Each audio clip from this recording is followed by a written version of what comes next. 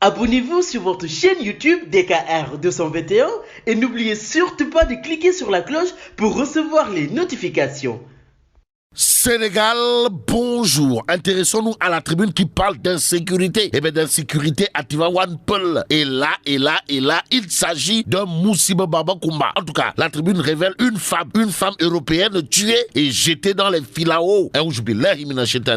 Voilà ce qu'il y a lieu de dire au regard justement de cette information de la tribune révélée par mon confrère Younoussa Baldé. Conséquence de cette insécurité galopante, galopante au niveau de Tivaouane Peulh, tristement illustré par l'affaire de la femme d'origine européenne tuée et jetée sous les filaos. Les populations sont aujourd'hui sur le qui-vive permanent tout en réclamant plus de sécurité. Et comme il est dit, la sécurité publique relève exclusivement de l'État. Retenons tout simplement et tout bonnement qu'en la matière, Tivaouane Peulh est en détresse. D'après la tribune, Libération au même moment parle de l'affaire de l'agent du GMI, Lat Grandiaï, tué lors d'un contrôle à Rufisque. En tout cas, les très graves révélations de l'enquête. Voilà le titre qui barre la une de Libération. Le journal d'indiquer qu'âgé de 19 ans et élève en classe de première L2, Mamadou Diop, le conducteur de la voiture, n'avait pas de permis de conduire. Aussi, comment les enquêteurs ont appréhendé les mis en cause grâce au cahier de cours oublié dans le véhicule par Mansour Diop. Mansour Diop, élève en classe de seconde L, explique Libération. Le journal d'ajouter toujours au chapitre de l'affaire de l'agent du GMI, Lat Grandiaï, tué lors d'un contrôle à Rufisque, d'expliquer que le contrat de location et le CMC de la BMW étaient faux. Et ce qui est vrai, d'après la tribune dans cette histoire, porte sur un fait, à savoir le concessionnaire Cheikh Tidiane Dieng ainsi que les transitaires Seydou Kone et Pape Demba Wade arrêtés. En attendant la suite de cette affaire de l'agent du GMI Lat Grandiaï tué lors d'un contrôle à Rufisque qui aujourd'hui vibre au rythme des graves révélations. D'après Libération, critique le journal pour sa part s'intéresse à l'affaire Boy Djiné. De quoi s'agit-il encore? 72 heures après son évasion au camp pénal de Liberté 6, Boy Djiné débarque le directeur de la prison. C'est le titre qui barre la une de critique. Le journal en tout cas renseigne que Pape Modou Fall, alias Boy Djiné, continue de berner l'administration pénitentiaire après avoir réussi la prouesse de s'échapper des géoles sécurisées du camp pénal. Critique le journal nous renseigne que Boy Djiné, toujours en cavale, a provoqué un remue-ménage au niveau de la direction de la prison. Bon, Boy Djiné débarque le directeur de la prison. Voilà ce qu'il y a lieu de retenir. D'après critique le journal ce matin, Réumi Quotidien parle d'épreuves d'anglais gay, pour ne pas dire épreuve d'anglais de pédé ou de pédale. Pourquoi faire?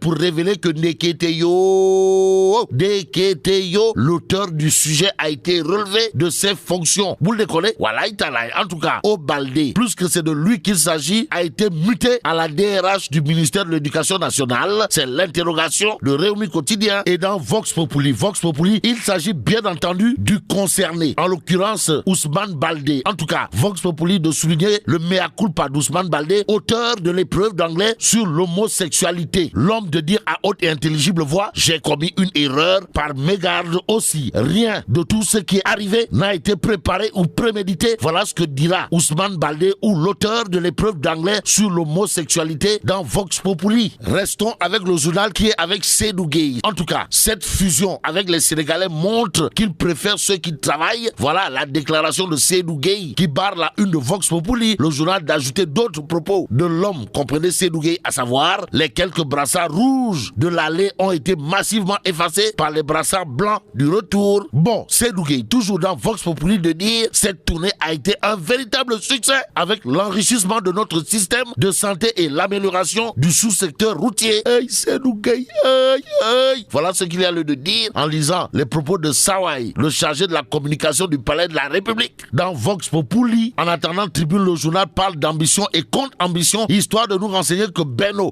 Bok Bakar, Benno Bok Yakaar rejette le consensus. De quoi s'agit-il exactement?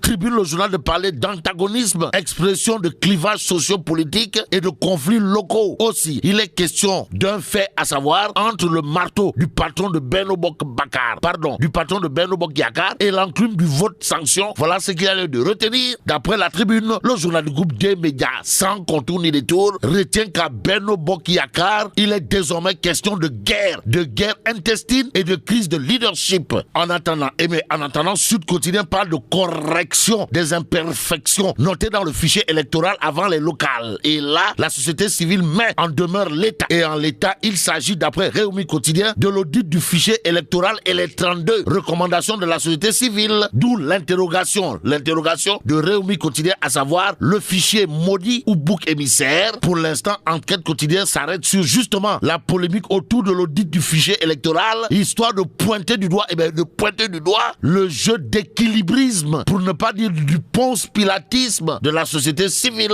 Est-ce encore une manière de prendre les enfants du bon Dieu pour des canards sauvages? Pour l'instant, Enquête Quotidien parle d'agriculture et d'autosuffisance alimentaire,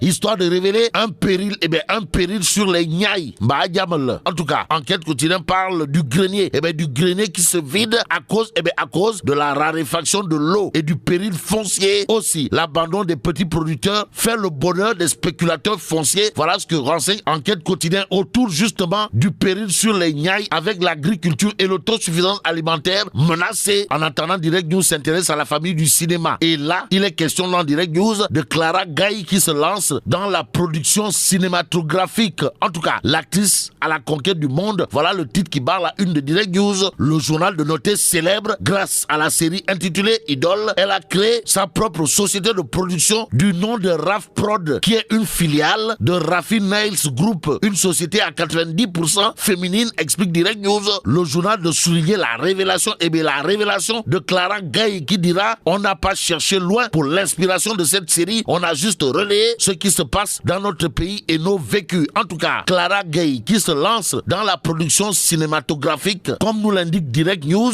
De quoi dire waouh kumbawai à l'actrice. En attendant, passons à la tribune pour terminer. Le journal du groupe des médias parle d'un ñac. De quoi s'agit-il? La tribune parle de manque de soutien, arrestation, interdiction répétée de tenir des séances de faux lions. Les lions du CIM rugissent de colère. Et là, mais là, tu dong de. Ouh, faut du jemati. Bon, vive le Sénégal. Hop! Ak ñi naan Pepe Kale Refane Pep dama koy dagg foofu ak DKR 221 ku bëgg am lu leer ak yu bees tàkk aboneel ci DKR 221 ma fekk la faak 221 dooleel la ko ci dama ne sama gaay yaa xam koor gi tabaski bi actualité ak yi xew ci jamono ñu koy nëbb maa koy génne teg ko ci table DKR 221 di ko tas benn par benn naan 1 boo ko boolee mu jox la 221 pare leen man waaju baax maa ngi foofu yéen célibataire tey ngeen dee marié yi am ngeen lu ma leen xamal xam ngeen li ma leen wax DKR 221 abonné